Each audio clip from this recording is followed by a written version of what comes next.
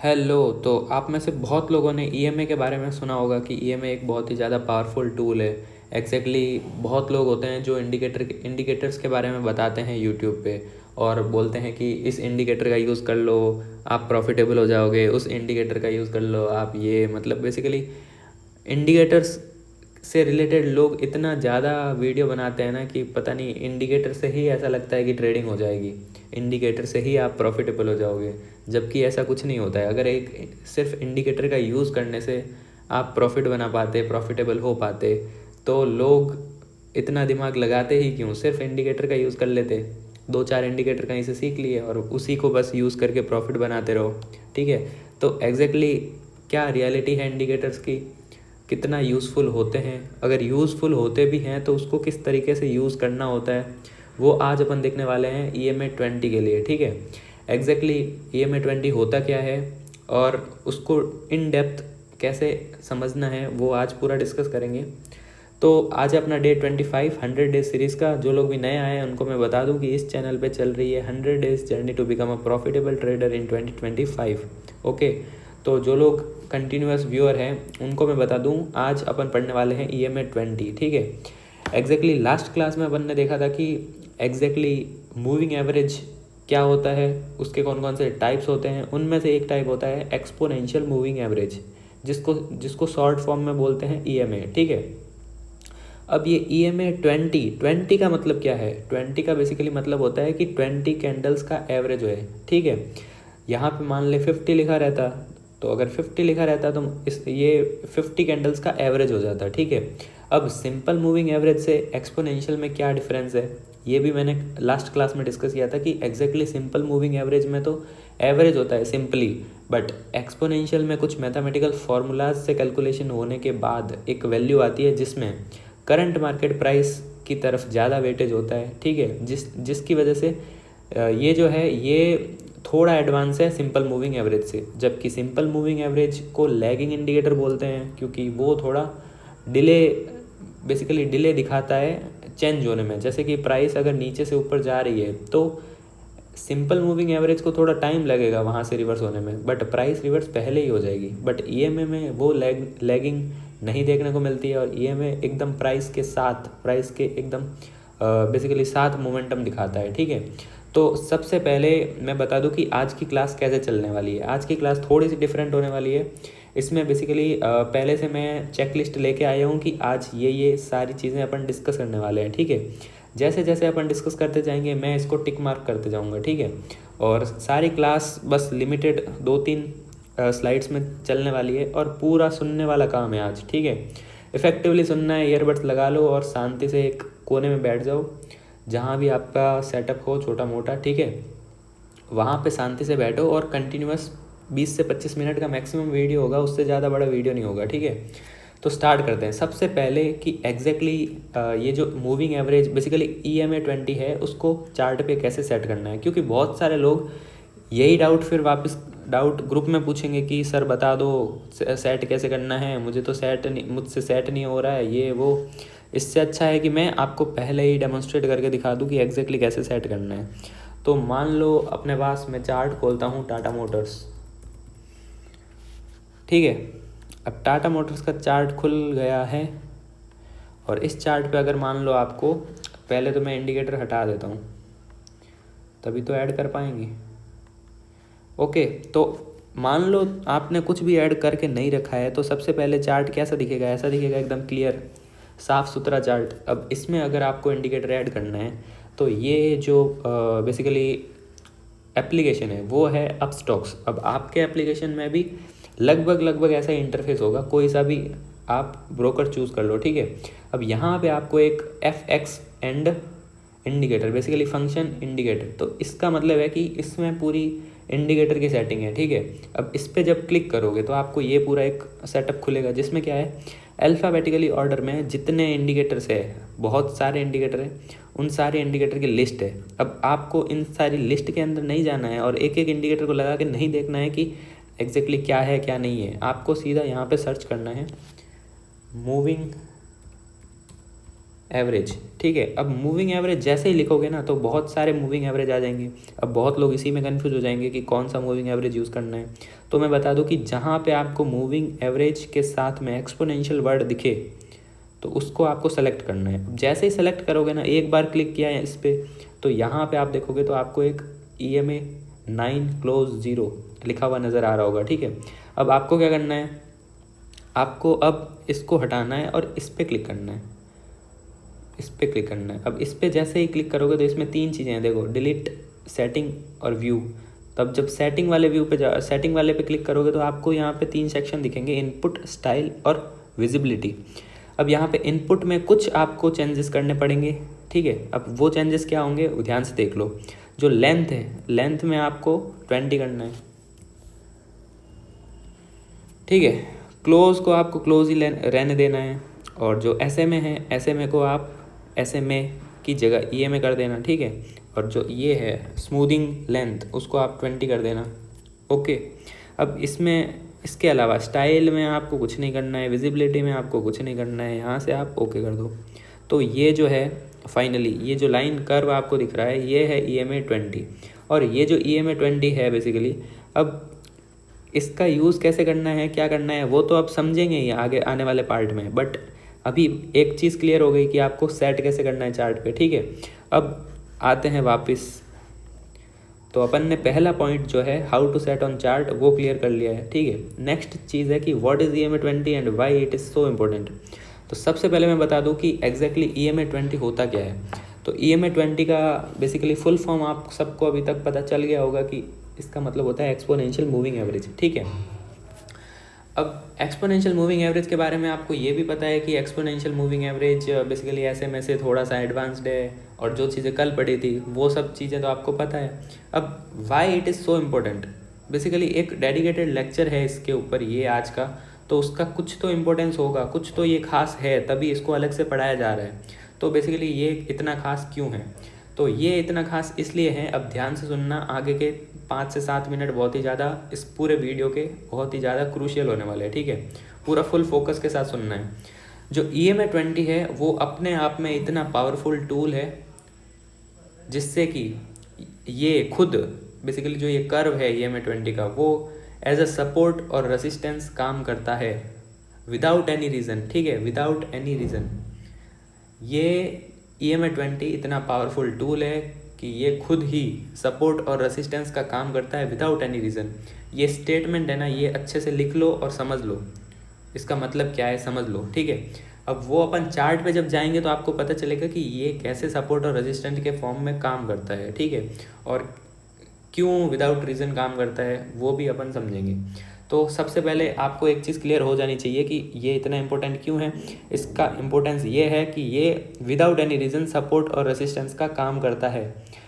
Second thing, ये इतना potential रखता है बेसिकली अपने अंदर कि गिरती हुई प्राइस को रोक सकता है और ऊपर जाती हुई प्राइस को रोक सकता है। मतलब समझ रहे हो ना, नीचे से प्राइस ऊपर जा रही है तो ऊपर अगर EMA है तो वो प्राइस को रोक देगा, एज अ रेसिस्टेंस काम करेगा। वही सेम चीज़ ऑपोजिट सोचो, अगर EMA नीचे है और प्राइस ऊपर से आ रही है तो ये गिरती हुई प्राइस को रोक देगा, एज अ सपोर्ट काम करेगा, समझ रहे हो। तो ये चीज़ आपको क्लियर होगी ना फाइनली कि एग्जैक्टली EMA होता क्या है और क्यों इतना इम्पोर्टेंट है। तीसरा चीज़, क्या थ्योरी है इसके पीछे कि कैसे काम करता है, क्यों काम करता है, ऐसा क्यों एज अ सपोर्ट और रेजिस्टेंस काम करता है। तो उसके पीछे थ्योरी ये है कि बहुत सारे अल्गो ट्रेडर्स आज भी EMA के बेसिस पे ट्रेडिंग करते हैं, जिसकी वजह से क्या है कि जब बल्क ऑफ बेसिकली बहुत सारे लोग किसी एक चीज़ के बेसिस पे कुछ ट्रेड करते हैं तो कुछ प्राइस में उसके बेसिस पे मोमेंटम देखने को मिलता है, और वो एज अ सपोर्ट और रेजिस्टेंस बेसिकली मार्केट में ऐसा क्रिएट हो जाता है एज अ सपोर्ट और रेसिस्टेंस। अब वो सपोर्ट और रेसिस्टेंस क्रिएट हो रहा है थर्ड पार्टी की वजह से, ठीक है। तो आप उस पर 100% बिलीव नहीं कर सकते कि आप 100% उसकी एक्यूरेसी होगी, ऐसा बिल्कुल नहीं बोल सकते कि हर बार ये जो अपन चीज़ पढ़ रहे हैं support resistance with respect to EMA 20 वो हर बार 100% काम करेगा, नहीं करेगा। और आने वाले अभी चेकलिस्ट है जिसमें सारी चीज़ें कवर हो जाएगी। तो अभी इस चीज़ पे फोकस करते हैं कि इसके पीछे थ्योरी क्या है। तो थ्योरी क्लियर हो गई होगी कि एल्गो ट्रेडर्स जो होते हैं, बेसिकली किसी को ये नहीं पता कि एल्गो ट्रेडर क्या होते हैं, तो यूट्यूब पे जाके सर्च कर लेना व्हाट इज़ एल्गो ट्रेडिंग, ठीक है। अब बहुत सारे एल्गो ट्रेडर होते हैं, वो इसके बेसिस पे ट्रेड लेते हैं और पूरे इनका जो सेटअप होता है वो इनके बेसिस पे होता है, जिसकी वजह से क्या है कि एक बहुत बड़ा जो पार्ट है बेसिकली ट्रेडिंग का, वो अगर मान लो कि 100 लोग हैं और 20 लोग किसी एक ही चीज़ के बेसिस पे कुछ कर रहे हैं, तो एक पूरा वेटेज 20% जो है वो उसके बेसिस पे काम करेगा ना। वही सेम चीज़ है, मान लो बहुत सारे एल्गो ट्रेडर किसी एक चीज़ के बेसिस पे ट्रेड कर रहे हैं, एक ही पॉइंट पे बाई कर रहे हैं सेम पॉइंट पे, तो क्या होगा, प्राइस ऊपर जाएगी ना वहाँ से, तो एक शूडो बेसिकली शूडो वहाँ पे डिमांड क्रिएट हो जाएगी, ठीक है। तो इसीलिए बोलते हैं कि जो एल्गो ट्रेडर होते हैं वो EMA20 के बेसिस पे, most of the algo trader बोल सकता हूँ मैं, ऐसा नहीं है कि जितने भी एल्गो ट्रेडर है इसी चीज़ पे करते हैं, ऐसा नहीं है, ठीक है। अब कौन करता है कौन नहीं करता है ये भी नहीं पता किसी को, बट ऐसा माना जाता है, ठीक है। और ऐसा माना जाता है इसलिए ही तो वो चीज़ 100% नहीं है, ठीक है। तो क्या इस थ्योरी पे अपन बिलीव करके इसके बेसिस पे कुछ करेंगे, तो वो अभी आने वाले वीडियो के नेक्स्ट पार्ट में देखने वाले हैं, ठीक है। थोड़ा पेशेंस के साथ सुनो। अब थर्ड पॉइंट जो है वो अपना कंप्लीट होता है। फोर्थ पॉइंट है अपना how to mark on chart for trading purpose. तो सबसे पहले इस पॉइंट पे आने से पहले आपको मैं थोड़ी चीज़ें नीचे वाली और डिस्कस कर लेता हूँ, ठीक है।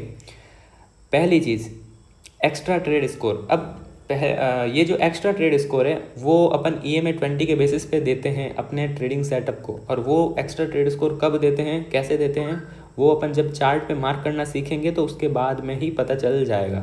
After that, it is effective in which type of market. Basically ये कौन से टाइप के मार्केट में इफेक्टिवली काम करता है, क्या ये साइडवेज में काम करता है, क्या ये अप ट्रेंड में, क्या ये डाउन ट्रेंड में। तो सबसे इम्पोर्टेंट चीज़ पता है क्या है, ये हमेशा ट्रेंडिंग जो मार्केट होता है उसमें काम करता है। अब ट्रेंडिंग मार्केट बोलने में दोनों ट्रेंड आ जाते हैं, अप ट्रेंड हो चाहे डाउन ट्रेंड हो। जब अप ट्रेंड चल रहा होगा तो वो एज अ सपोर्ट काम करेगा, जब डाउन ट्रेंड में मार्केट चल रहा होगा तो वो एज अ रेसिस्टेंस काम करेगा, समझ गए। After that, it is always work with 100%, is it always work with 100% accuracy.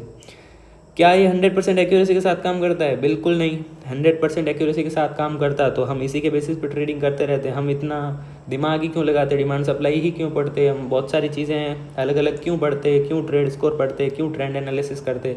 सीधा ये इंडिकेटर लगाते और एक बड़ी सी स्क्रीन लगाते, उसी के बेसिस पे बस प्रॉफिट पे प्रॉफिट बनाते रहते। क्या ये होता है एग्जैक्टली रियल लाइफ में? नहीं होता है ना। तो 100% एक्यूरेसी नहीं है इसकी, और इसीलिए तो हम कम्प्लीटली इस पर डिपेंड नहीं हो सकते हैं, ठीक है। After that, why we are not trading only on the basis of EMA20। अब कुछ लोग ये बोलेंगे कि चलो हमेशा काम नहीं करता है, बट मान लो 50% काम करता होगा, 60% काम करता होगा, तो 50-60% भी काम अगर करता है तो हम इसके बेसिस पे ट्रेडिंग क्यों नहीं करते, ठीक है। तो उसका रीज़न समझो। अगर EMA20 के बेसिस पे आप ट्रेडिंग करने लगोगे तो EMA20 क्या है? EMA20 तो एक कर्व है, और उस कर्व के पॉइंट पे अगर आपको पता चलता है कि यहाँ पे सपोर्ट का काम करेगा, यहाँ पे रेसिस्टेंस का काम करेगा, तो आपकी एंट्री कहाँ होगी, आपका SL कहाँ होगा, आपका TP कहाँ होगा। क्या ये सब चीज़ें EMA20 डिफाइन कर पा रहा है? बिल्कुल नहीं कर पा रहा है। और बिना इन सब चीज़ों के क्या आप ट्रेडिंग कर पाओगे? बिल्कुल नहीं कर पाओगे। तो ये चीज़ भी आपकी क्लियर हो जानी चाहिए कि सिर्फ EMA20 के बेसिस पे आप ट्रेडिंग नहीं कर सकते हो। After that, how to use EMA20 effectively. अब ये मुद्दे की बात है ना कि अब इतना सारा ज्ञान तो सुन लिया, अब मुद्दे पे आते हैं कि काम कैसे, बेसिकली EMA20 को यूज़ कैसे करना है इफेक्टिवली, ठीक है। तो उसके लिए आपको समझना पड़ेगा कि EMA20 को मार्क कैसे करना है, how to mark on chart for trading purpose. तो उसको मैं डेमोस्ट्रेट करने के लिए आपके साथ अपस्टॉक्स पे आ गया हूँ, ठीक है। और अपस्टॉक्स पे चार्ट खुला ही हुआ है टाटा मोटर्स का, ठीक है। उसी पे आपको डेमोस्ट्रेट करता हूँ। तो सबसे पहले क्या है कि आपको सबसे पहला स्टेप है कि EMA20 को लगाना है चार्ट पे। दूसरा स्टेप क्या है? दूसरा स्टेप है कि आपको बेसिकली हर टाइम फ्रेम पे EMA को मार्क करना है। EMA किसी एक सिंगल टाइम फ्रेम पे मार्क नहीं होता है, EMA को हर टाइम फ्रेम पे जाके अलग अलग टाइम फ्रेम में मार्क करना है, और हर टाइम फ्रेम में सिर्फ एक ही EMA बेसिकली मार्क होगा। ऐसा नहीं है कि मल्टीपल मार्किंग करनी होती है। कैसे मार्क करना होता है समझ लो। जैसे ही आप मान लो कि ईयरली टाइम फ्रेम पे गए, तो ईयरली टाइम फ्रेम पे आप जब जाओगे तो आपको पता चलेगा कि बहुत ही कम बेसिकली कैंडल्स है और बहुत ही छोटा सा कर्व है, इसलिए आप इसको स्किप कर सकते हो और हाफ ईयरली पे जा सकते हो। हाफ ईयरली पे जब जाओगे तो ईएमए का ये जो कर्व है, जहाँ पे ये ख़त्म होता है कर्व, वहाँ पे आपको यहाँ पे डिनोट भी हो रहा होगा 486.70 पे ख़त्म हो रहा है। यहाँ पे आपको क्या करना है, हॉरिजॉन्टल लाइन ड्रॉ करनी है, पिन पॉइंट जहाँ पे ये कर्व ख़त्म हो रहा है, और इस लाइन के साथ में आप टेक्स्ट भी ऐड कर सकते हो। और इस टेक्स्ट में आपको क्या लिखना है, इस टेक्स्ट में आपको लिखना है हाफ ईयरली EMA, ठीक है। अब ये मैं क्यों कर रहा हूँ ऐसा, इसको यूज़ कैसे करेंगे ट्रेडिंग में, थोड़ी देर सब्र रख लो, सब कुछ समझ आ जाएगा, ठीक है। अब ये हो गया हाफ ईयरली EMA यहाँ पे। अब चलेंगे क्वार्टरली EMA, बस इतना ही काम है। हाफ ईयरली में EMA मार्क हो गया, ख़त्म। क्वार्टरली में आए, क्वार्टरली में EMA मार्क करना है, तो ये यहाँ पे इस पॉइंट पे कर्व ख़त्म हो रहा है ना, हो गया मार्क। और यहाँ पे क्या लिखना है, क्वार्टरली EMA, तो ये हो गया quarterly EMA mark quarterly time frame में। अब चलेंगे मंथली टाइम फ्रेम में। मंथली टाइम फ्रेम में आपको मंथली का EMA मार्क करना है। थोड़ा बहुत ऊपर नीचे चलेगा, 10-15 पैसे, 20 पैसे, 50 पैसे चलेगा ऊपर नीचे, ठीक है। और यहाँ पे आप मार्क करोगे मंथली EMA। अब चलते हैं वीकली पे।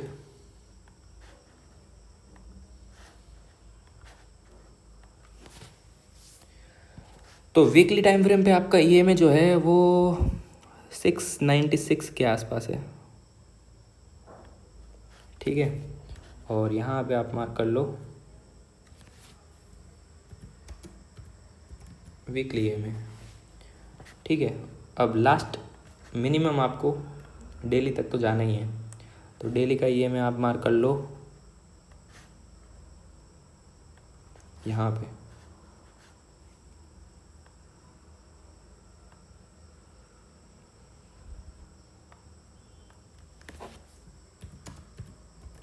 ठीक है। तो हमने हाफ ईयरली से लेके डेली टाइम फ्रेम तक सारे EMA मार्क कर लिए। अब इनको यूज़ कैसे करना है, सबसे पहली चीज़ मार्क कैसे करना है वो तो क्लियर हो गई ना, यूज़ पे तो आएंगे अभी। बट ये जो कॉलम है how to mark on chart for trading purpose, तो वो चीज़ क्लियर हो जानी चाहिए। एंड अब आते हैं कि इसको एक्स्ट्रा ट्रेड स्कोर कैसे देना है और इसको इफ़ेक्टिवली यूज़ कैसे करना है, ठीक है। तो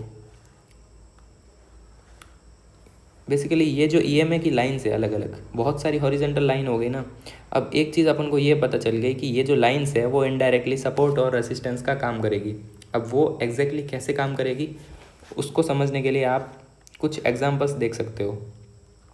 जैसे कि ये पेटीएम का चार्ट है, ठीक है, पेटीएम का चार्ट है। अब इस चार्ट में आप ध्यान से देखोगे तो ये जो कर्व है वो है EMA 20, और EMA 20 जब प्राइस अप ट्रेंड में होती है, तो वो एज ए सपोर्ट काम करता है। जैसे आप देखोगे तो जब इस कर्व को प्राइस ने टच करने की कोशिश करी है, तो इसने बेसिकली एक सपोर्ट का काम किया है और वहाँ से एक अप मोमेंटम दिखाया है प्राइस ने, ठीक है। आप बार बार देखोगे तो बार जैसे ही प्राइस इसको टेस्ट करने के लिए नीचे आती है तो वहीं से प्राइस थोड़ा सा बुलिश मोमेंटम दिखाती है, ठीक है। अब इसका रीज़न 100% ये नहीं है कि आप हर बार जब टच होगा तो हर बार मोमेंटम दिखाएगा, ऐसा बिल्कुल नहीं है। और बहुत बार ऐसा होगा कि जैसे ही जो आप ये देख रहे हो कि प्राइस EMA की वजह से ऊपर जा रही है, और बहुत बार आपको लगेगा कि जब EMA के पास आती है प्राइस तभी प्राइस डिमांड जोन में भी आती है, साथ साथ दोनों चीज़ें होती है। तो आप ये भी बोल सकते हो कि डिमांड जोन की वजह से गई है और डिमांड जोन के साथ EMA के सपोर्ट से गई है, ठीक है। जैसे यहाँ पे आप देखोगे तो हल्का सा प्राइस नीचे आती है EMA के, और यहाँ पे एक डिमांड जोन है और डिमांड जोन से ट्रिगर होकर प्राइस ऊपर जाती है, ठीक है। तो अगर दोनों चीज़ें साथ में हैं तो वेल एंड गुड, और सिर्फ EMA है तो भी आप समझ सकते हो कि EMA 20 है तो उसमें बेसिकली सपोर्ट और रेसिस्टेंस का बेसिकली पोटेंशियल होता है, ठीक है। वही सेम चीज़ है, आप पूरा बेसिकली यहाँ पूरे अप ट्रेंड में प्राइस है तो ट्रेंडिंग टाइम फ्रेम पे ये चीज़ काम करती है, आपको पहले से क्लियर है। और जब प्राइस ऊपर जाती है तो वो एज ए सपोर्ट काम करता है। वही सेम चीज़ है कि आप जब प्राइस नीचे आ रही है, देखो ध्यान से, जब प्राइस नीचे आ रही है तो वो एज अ रेसिस्टेंस काम कर रहा है कि प्राइस को ऊपर नहीं जाने दे रहा है। जैसे ही प्राइस ऊपर जा रही है, जैसे ये जो सप्लाई जोन है, ये सप्लाई तो ब्रीच हो गया ना, ये सप्लाई तो ब्रीच हो गया, फिर भी प्राइस नीचे आती है ड्यू टू EMA, ठीक है। आफ्टर दैट प्राइस यहाँ पे देखो, यहाँ पे भी कोई अच्छा सप्लाई थोड़ी ना है, फिर भी प्राइस नीचे आती है, तो वो कहीं ना कहीं EMA 20 का रोल है, ठीक है। अब अपन चलते हैं दूसरे एग्जाम्पल पे। ये था अपने पास डेली टाइम फ्रेम। अब अगर वीकली टाइम फ्रेम पे आओगे ICICI बैंक में, तो आपको एक चीज़ क्लियर होगी कि ये जो पूरा है ना, ये यहाँ से लेके यहाँ तक पूरा अप ट्रेंड है। और इस पूरे अप ट्रेंड में आप देखोगे तो जब जब प्राइस ने बेसिकली EMA को टच किया है, तब तब एक बुलिश मोमेंटम नज़र आया है। तो ये कहीं ना कहीं सपोर्ट का काम कर रहा है ना, समझ आ रहा होगा। वही सेम चीज़ एक और आप देख सकते हो, बेसिकली ये वीकली का चार्ट है। इसमें आपको एक चीज़ समझ आएगी कि जब प्राइस अप मोमेंटम में थी तब तो ये एज अ सपोर्ट काम कर रहा था, और जब प्राइस ने डाउन मोमेंटम स्टार्ट किया तो वो एज अ रेसिस्टेंस की तरह काम करने लग गया। तो बेसिकली ये चीज़ आपको क्लियर हो गई होगी माइंड में कि एग्जैक्टली EMA 20 काम कैसे करता है। अब आपको कैसे यूज़ करना है, how to use EMA 20 effectively, और उसको एक एक्स्ट्रा ट्रेड स्कोर कैसे देना है, वो समझते हैं, और वो अपन चार्ट पे समझेंगे।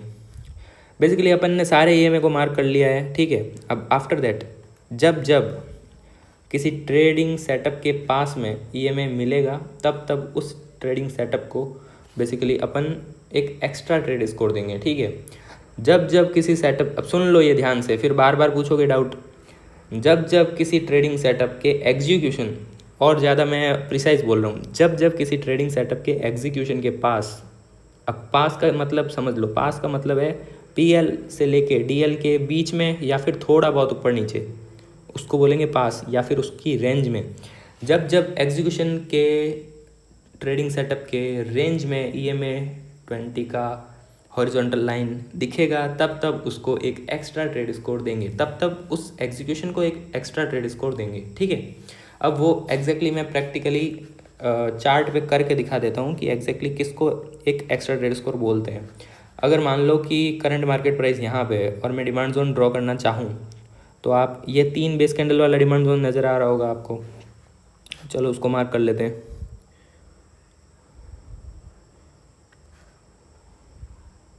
ठीक है। आफ्टर दैट आप देखो कि इसमें कौन सा EMA है, इसमें डेली टाइम फ्रेम का EMA है, ठीक है। अब दूसरी चीज़ ये है कि जब प्राइस यहाँ पे आती है, ठीक है, जब प्राइस यहाँ पे आती है तो प्रॉपर एंट्री भी नहीं देती है प्राइस, उससे पहले ऊपर चली जाती है। अगर नीचे आती तो प्रॉपर EMA का भी सपोर्ट है, और उसकी वजह से ये जो ट्रेडिंग सेटअप है बेसिकली वो अपने आप में थोड़ा और पोटेंशियल वाला हो गया है। अब उसको अपन एक बार लोअर टाइम फ्रेम पे जाकर देखते हैं कि क्या है बेसिकली इस ट्रेडिंग सेटअप में।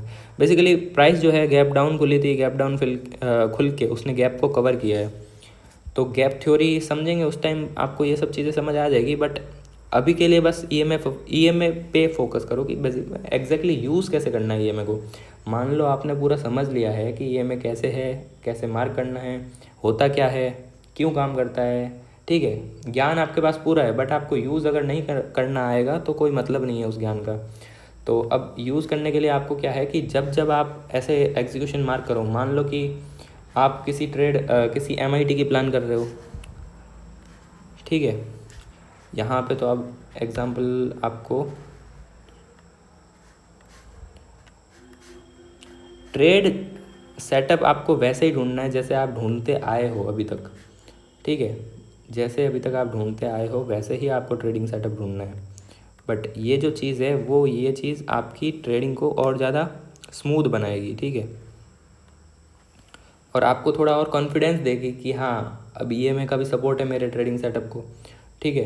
तो अब ध्यान से देखोगे तो ये जो एक सेटअप है, मान लो वीकली डिमांड जोन है, और वीकली डिमांड जोन में प्राइस आती है और ऊपर जाती है, रिस्पॉन्स बेसिकली प्राइस का रिस्पॉन्स देखोगे तो अच्छा खासा ऊपर गई है। अब उसको डेली टाइम फ्रेम पे देखते हैं सेम। जब आप डेली टाइम फ्रेम पे देखोगे तो आपको समझ आएगा कि इसके अंदर फर्दर बॉटम में ये एक डिमांड जोन बना सकते हो और एक एग्रेसिव डिमांड जोन बना सकते हो, बट एग्जीक्यूशन जो होता है WIT का वो होता है 125 पे। तो 125 पे अगर आप देखोगे तो 125 पे आपको क्या नज़र आएगा, ध्यान से देखो।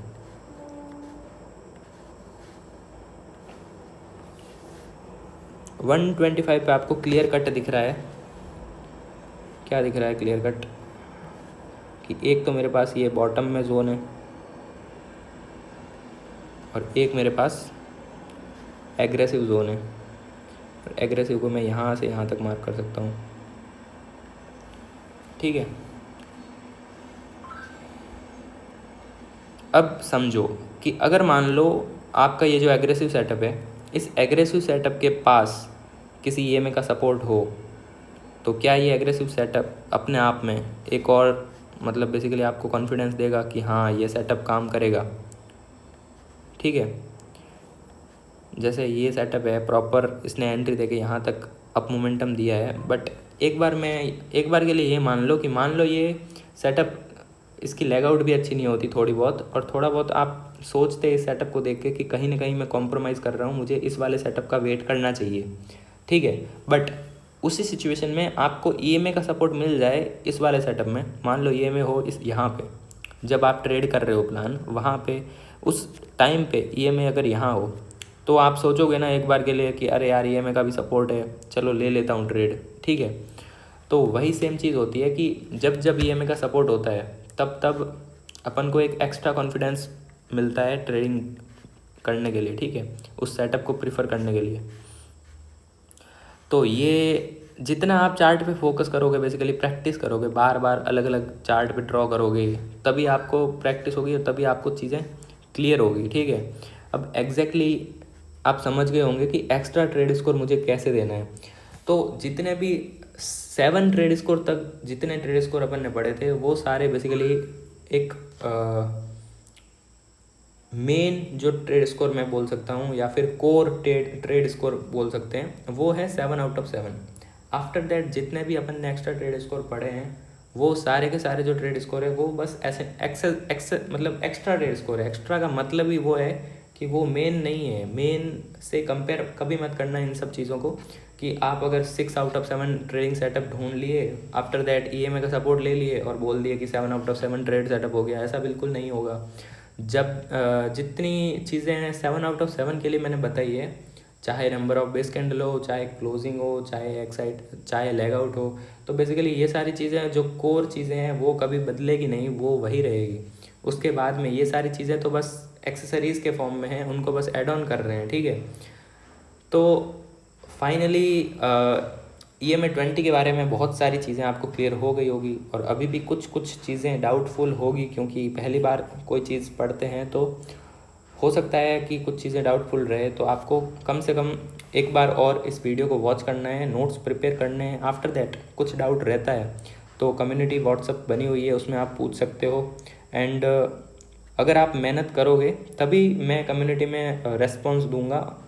जितना आपका बेसिकली कंट्रीब्यूशन रहेगा, उस हिसाब से मैं भी उसी हिसाब से कंट्रीब्यूट करूँगा। ऐसा नहीं है कि पढ़ना लिखना कुछ नहीं है, आपको बस कम्युनिटी पर आके ज्ञानबाजी बस करनी है कि ये बता दो, वो बता दो, ये कर दो, वो कर दो, ठीक है। पहले इनपुट्स डालो अपने खुद के, तभी तो मुझे भी लगेगा कि हाँ यार बंदे इतनी मेहनत कर रहे हैं, तो मुझे भी इनको और ज़्यादा मतलब सपोर्ट करना चाहिए, ठीक है।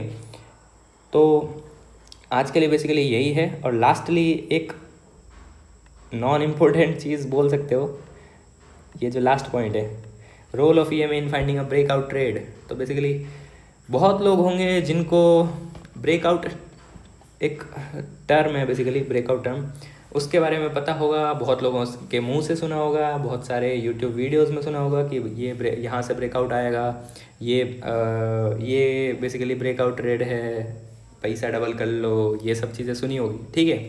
तो exactly role of EMA in finding a breakout trade. तो सबसे पहली चीज़ तो मैं ये बता दूं कि ब्रेकआउट ट्रेड ढूंढने के चक्कर में नहीं पड़ना है। ब्रेकआउट ट्रेड सिर्फ एक्सपीरियंस के बेसिस पे समझ आती है, और एक्सपीरियंस के बेसिस पे ही आप एक ब्रेकआउट ट्रेड ढूंढ पाते हो। आप कितनी भी पहली बार अगर बिगिनर हो आप, तो आप बिल्कुल भी इस ब्रेकआउट ट्रेडिंग के चक्कर में मत पड़ो। और एग्जैक्टली जिन लोगों को ये नहीं पता कि एग्जैक्टली ब्रेकआउट ट्रेड क्या होती है, तो उनको मैं बता देता हूँ कि जब एक प्राइस अच्छे खासे फॉल में होती है, अच्छे खासे 30-40% फॉल में होती है। तो आफ्टर फॉल क्या होता है कि एक कंसोलिडेशन की फेज़ आती है, जब प्राइस फॉल के बाद में कंसोलिडेट करती है, ठीक है। अब इमेजिन करो कि प्राइस में फॉल हुआ, आफ्टर दैट कंसोलिडेशन हो रहा है, तो एक पॉइंट आता है जहाँ उस पॉइंट पे लगता है कि अब प्राइस एक्सप्लोजिवली ऊपर की तरफ जाने वाली है। उस पॉइंट को बोलते हैं बेसिकली ब्रेकआउट पॉइंट, और यहाँ से ब्रेकआउट आएगा, ऐसा बोलते हैं लोग, जो भी यूट्यूबर्स बोल सकते हो, सो कॉल्ड यूट्यूबर्स। नाम लेना तो अच्छा नहीं रहेगा यहाँ पे, बट फिर आप बोल दोगे कि क्या बोलते हैं ना, एक दूसरे को छोड़ो। अब आते हैं अपन बेसिकली जो ब्रेकआउट ट्रेड होती है ना, बेसिकली ब्रेकआउट ट्रेड उसी को बोलते हैं कि आप ये अज्यूम करो कि अब प्राइस यहाँ से एक्सप्लोजिवली ऊपर की तरफ जाने वाली है, ठीक है। अब उस चीज़ को ढूंढने में, उस चीज़ को बेसिकली उस चीज़ का एनालिसिस करने में कि यहाँ से ऊपर जस्ट जाएगी, तो उसको बहुत टाइम लगता है, बहुत एक्सपीरियंस लगता है, आफ्टर दैट पता चलता है। बट एक मैं आपको ग्लिम्स दूँ कि ईएमए कैसे, ईएमए का रोल क्या होता है उस चीज़ को ढूंढने में, तो एक चीज़ समझो, जब प्राइस डाउनफॉल में होती है तो हमेशा ईएमए कहाँ होता है, ईएमए एज अ रेसिस्टेंस काम करता है। तो रेसिस्टेंस काम करने के लिए उसको कहाँ होना पड़ेगा, प्राइस के ऊपर या प्राइस के नीचे? हमेशा प्राइस के ऊपर होना पड़ेगा, ठीक है। और एक इमेजिन करो चार्ट जिसमें डाउनफॉल हो रहा है और उसका जो ईएमए है वो उसके ऊपर है, ठीक है। स्टार्टिंग में जब प्राइस डाउनफॉल में होती है तो प्राइस की कैंडल्स और ईएमए में थोड़ा बहुत गैप होता है, बट एक फाइनली जब फॉल हो जाता है और उसके बाद में जब प्राइस कंसोलिडेशन की फेज़ में जाती है, धीरे धीरे कंसोलिडेट होती है, तो क्या होता है कि वो जो ईएमए है वो धीरे धीरे नीचे आता है, बट प्राइस जो है वो उसी रेंज में मूव करती है। तो एक पॉइंट ऑफ टाइम पे ऐसा सीन हो जाता है कि जो ईएमए है वो बिल्कुल प्राइस के चिपक जाता है और जो प्राइस की कैंडल्स है वो नैरो होती जाती है। फील करो उस चीज़ को जो मैं बोल रहा हूँ। जो कंसोलिडेशन हो रहा था प्राइस में, उसमें जो कैंडल्स बन रही है वो बहुत नैरो बेस कैंडल बन रही है, ठीक है। और जो ईएमए है वो बहुत ही ज़्यादा प्राइस के कैंडल्स के पास आ गया है, तो उसको बोलते हैं बेसिकली कि ईएमए स्क्वीज़ हो गया है। और जब बेस कैंडल्स बहुत ही ज़्यादा नैरो रेंज में बनने लगे और ईएमए बिल्कुल स्क्वीज़ हो जाए, तो उस पॉइंट ऑफ टाइम पे अपन बोलते हैं कि यहाँ से ब्रेकआउट आ सकता है। ये बस एक ग्लिम्स है, ऐसा बिल्कुल नहीं है कि आप इसी चीज़ को ढूंढने लग जाओ चार्ट पे जाके, ऐसा बिल्कुल भी नहीं है। और ये बिल्कुल भी बिगिनियर के लिए चीज़ नहीं है। पहले मैं सोच रहा था कि इसको तो बताने का कोई सेंस नहीं है, रहने देते हैं, बट फिर भी मैंने थोड़ा बता दिया है। बस ध्यान रख लो कि हाँ ऐसी कुछ चीज़ होती है, बट उसके पीछे नहीं भागना है, एक्सपीरियंस के साथ आएगा, ठीक है। दैट्स इट फॉर टुडे, मिलेंगे नेक्स्ट वीडियो में। एंड जो लोग भी नए आए हैं उनको मैं बता दूं कि 100 डेज जर्नी की प्लेलिस्ट है, उसको फॉलो करो डे 1 से। अगर आप पहली बार ये वीडियो देख रहे हो तो आपको सीधा लगेगा कि क्या होता है भाई ये में क्या होता है डिमांड सप्लाई। तो प्रॉपर आपको अगर डे 1 से स्टार्ट करना है तो आप प्लेलिस्ट वाले सेक्शन में जाके 100 डेज सीरीज़ को फॉलो कर सकते हो, डे 1 से लेके डे 25 तक। और डे 1 से पहले भी बेसिक 1, बेसिक 2 और बेसिक 3 नाम के 3 वीडियोस हैं, उनको भी आपको फॉलो करना है, क्योंकि वहाँ पे एग्जैक्टली बताया है कि exactly how demand supply works, basically demand supply कैसे काम करती है, डिमांड सप्लाई होती क्या है, ठीक है।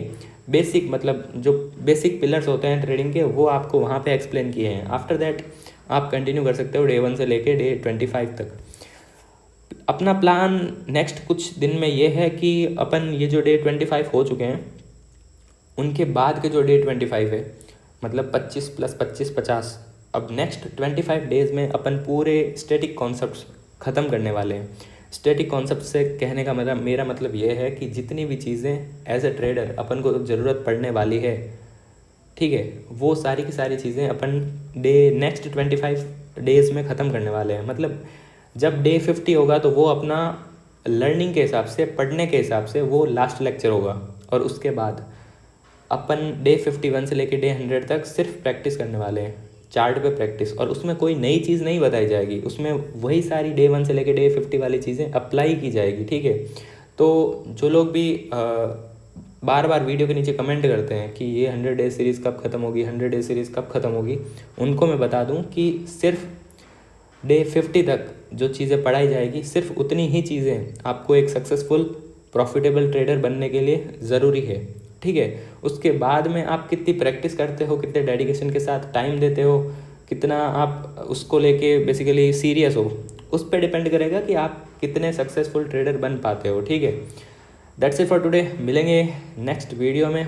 और अगर वीडियो अच्छा लगा हो तो लाइक कर सकते हो, सब्सक्राइब अगर मन हो तो कर सकते हो, एंड कमेंट कर ही देना अगर वीडियो यहाँ तक देख रहे हो एटलीस्ट। एंड मिलेंगे नेक्स्ट वीडियो में।